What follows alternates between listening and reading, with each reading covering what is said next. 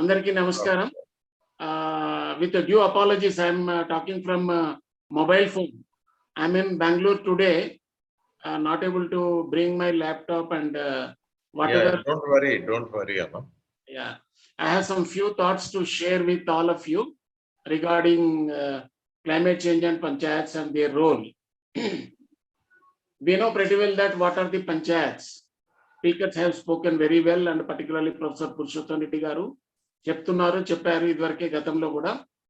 So the role of panchayats in addressing the climate change, I would like to share 2-3 important slides which talk about the policies and strategies and the measures that need to be taken in view of the present situation, which is really very dangerous. It's high time that all of us should unite and together to address the climate change impact through adaptation and mitigation measures. So first of all, I'll just take 1 or 2 minutes about the system of panchayats. I think Professor garu cheppundochu. As per 73rd, 74th constitutional amendments, we have rejuvenated our panchayat system. Not that they were not there, they are there. They were there, but we have rejuvenated by bringing these 2 important constitutional amendments, which are in fact revolutionary. In this Article 243G, Article 243G has empowered the panchayats to impose the taxes. No, sorry. Article 243G has empowered the has assigned 29 subjects to panchayats and 18 subjects to municipalities. So 243G ఏదైతే ఉందో article చాలా important ఇక్కడ. ఎందుకు అంటే ఆ 29 subjects లో లేదా 18 subjects లో లేని సబ్జెక్ట్ అంటూ లేదు. By invoking certain subjects, we can really work and address the climate change. We can create wonders. How this can be done? I am going to deeper aspects of the what do I say, onset of climate change impact. Then there is one more article, Article 243H, which has empowered the panchayats to tax and raise the revenues, which is again very important in this present context, because straight away I will get into the example, resource extraction tax. ఇప్పుడు ఏమవుతుందంటే nowadays corporates are going in for mining, extraction of valuable resources, whatever manner they wanted to. Therefore, there is a scope for the panchayats to introduce extraction tax, by which we can really mobilize the resources which can be utilized for climate change impact addressing. So here you might be knowing that the what do we say, DMF, emantaru mineral foundations, after the MDMR Act 2005, the panchayats are empowered to tax and raise the resources and utilize the same resources for the project affected population. అంటే ఇప్పుడు ఒరిస్సా, జార్ఖండ్ ఇలాంటి రాష్ట్రాల్లో mining జరిగినప్పుడు అక్కడ వచ్చే ఆ royalty రూపంలో వచ్చే డబ్బులు ఏవైతే ఉన్నాయో వాటిని ఆ పంచాయతీలకి డెవలప్మెంట్ చేయడానికి, అవే కాకుండా క్లైమేట్ చేంజ్ ఇంపాక్ట్స్ ని అడ్రస్ చేయడానికి ఉపయోగించుకోవడానికి కోట్ల రూపాయలు వస్తున్నాయి. One will be wondering to know that crores of rupees are given to the, are raised by the panchayats or districts, states. Even in Telangana, ఒక్కొక్క పంచాయతీకి ఇప్పుడు మీరు గోదావరి అటువైపు వెళ్ళినట్టయితే కరీంనగర్, పెద్దపల్లి, ఆదిలాబాద్ జిల్లాల లోపల ఆ జిల్లాలకు వచ్చే ఈ డిఎంఏ ఫండ్ ఎంత ఉందంటే it is running into 30 to 40 crores per annum. But no one knows what is happening with these resources, how these are being utilized. Have they been really spent for the welfare of the local people? Have they been spent for addressing the climate change impact? And what else? The district collectors are the authorities in utilizing these funds. This is one important aspect, how panchayats can raise the revenue and spend towards the welfare of the people in each district. This is one. So having said about Article 243G and 243H, ఎందుకు అంటే this is the framework on which we can really build certain things and go ahead. 243G ఏమో 29 subjects ఇచ్చింది. అంటే anything and everything will come under the purview of the local panchayat. Similarly, 18 subjects given to municipalities will be able to address each and every environmental issues, pollution issues, and so on. Now, what should be done now? I am coming to the crux of the presentation. How panchayats can be made as centers of climate change, which can be utilized for addressing the negative impacts or repercussions of this, the very so-called climate change impact. So at the outset, I would like to say that there are 3-4 policy strategies that need to be put into practice. Number one, we need to build policies or developing policy frameworks that really explicitly recognize the panchayats as centers of central force in addressing the climate change, rather in coordinating the local responses to the climate change impacts or climate change threats. ఇప్పుడు మనం చూసినట్లయితే panchayats are playing a limited role. తెలంగాణలో అయితే వాటి ఉనికి లేనే లేదని చెప్పొచ్చు. Panchayats in Telangana, they are not able to do even the planning and development activity. If you look at the constitution, constitutional provisions, they are meant for planning and economic development of the villages. A loaded sentence, but they are not able to really do anything beyond 1 or 2 routine aspects. Kabatti, building policy frameworks that really empower the panchayats, which can coordinate the local responses to climate threats. This is one policy phenomenon that can be taken up. Second one is learning from building synergies with existing program for decentralization in various areas: natural resource management, rural development, and public service delivery, which means panchayats can learn from different sources. They can be made to build the synergies with other departments in terms of decentralization. When it's a decentralization, I would like to recall the subsidiarity principle. Subsidiarity principle says that whatever needs to be done at a particular level, it should be done at that level only. And it really highlights the importance of panchayats, which can really take up the implementation of various programs, undertaking various welfare activities, and so on. So whatever is being done by panchayats cannot be done by center or state. Therefore, the importance of subsidiarity principle is very important. We need to try to understand what it is. అంటే ఒక మాటలో చెప్పాలంటే పంచాయతీలు చేయవలసిన పనులు పంచాయతీలే చేయాలి ఆ స్థాయిలో, వేరే వాళ్ళు చేయకూడదు. This is second policy strategy. Third one is strengthening the answerability of the different government actors. And అంటే state కావచ్చు, local authorities కావచ్చు. I call them local self-governing institutions, not the local bodies. I request my friends, local bodies అనకుండా వాటిని local self-governance institutions అంటే బాగుంటుంది వాటి meaning అనేది.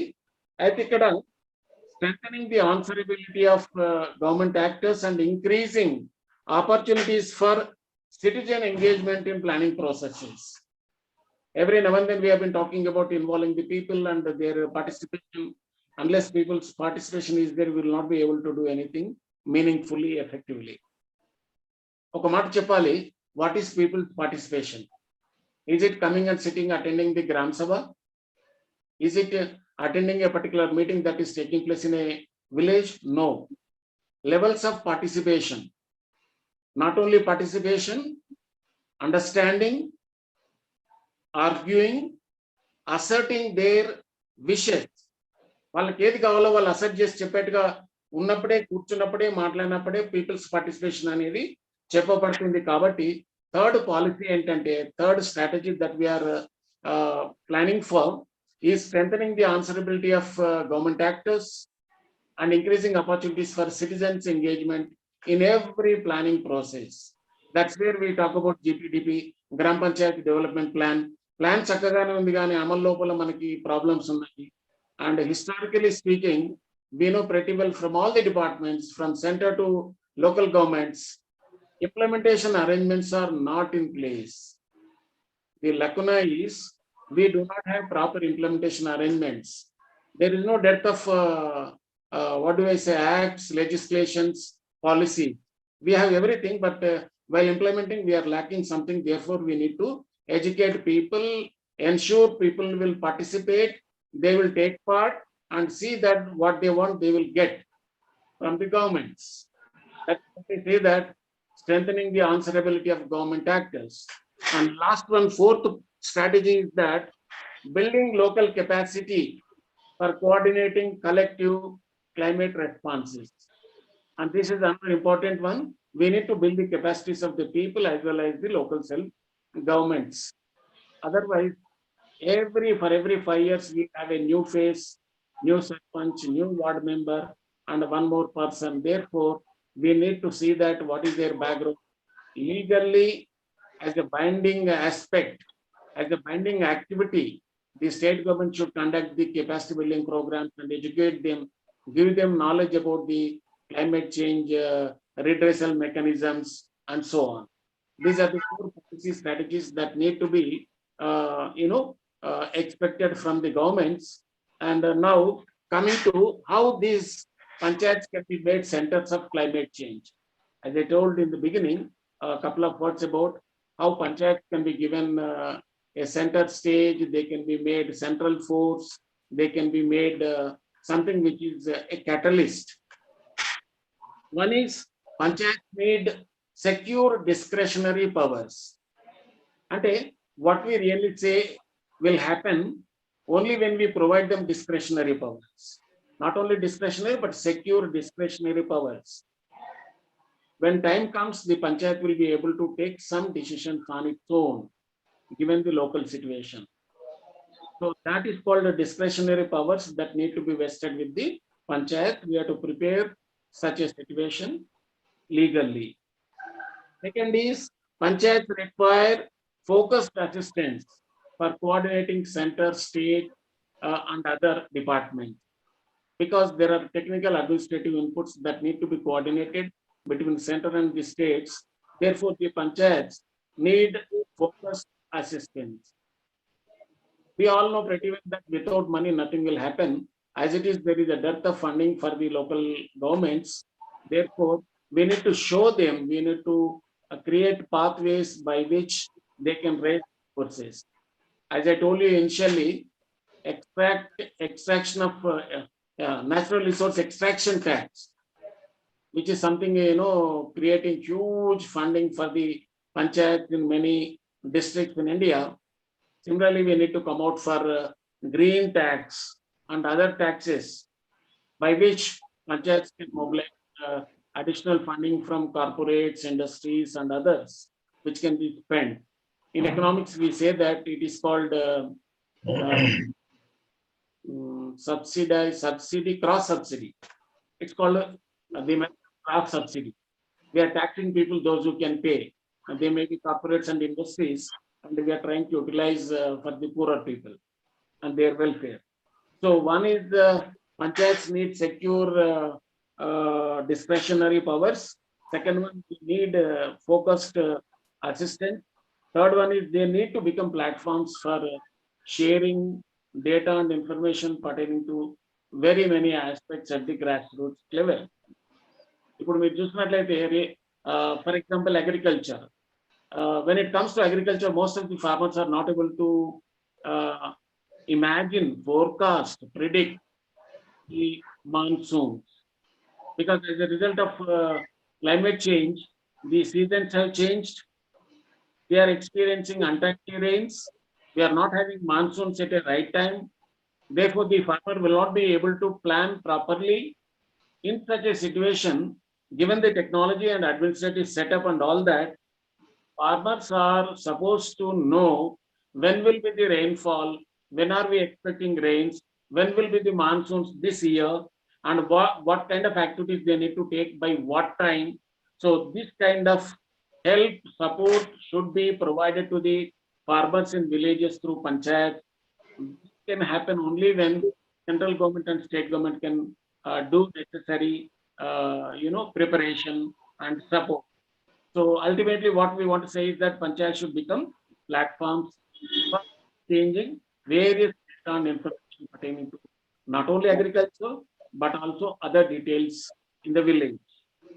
And there are some examples.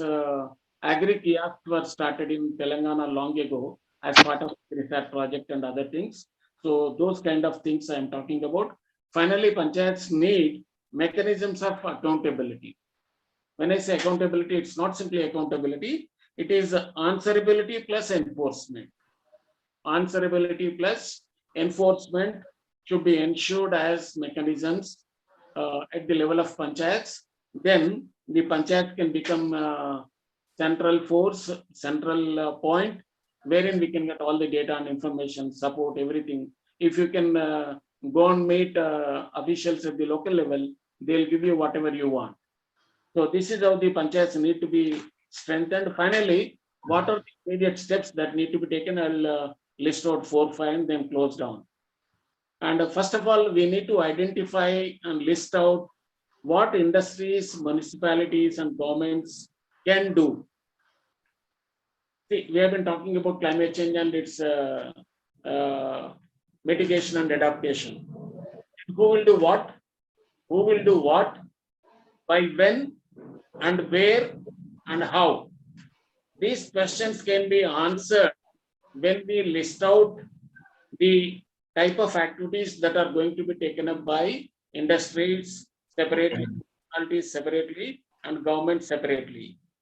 And second is what development program can be checked out and how mitigation measures can be taken up and what needs to be adopted. So these are the issues that need to be discussed and identified, listed out, put into practice, because everything need to be done systematically in a scientific manner. Otherwise, it will go haywire and it will get evaporated also.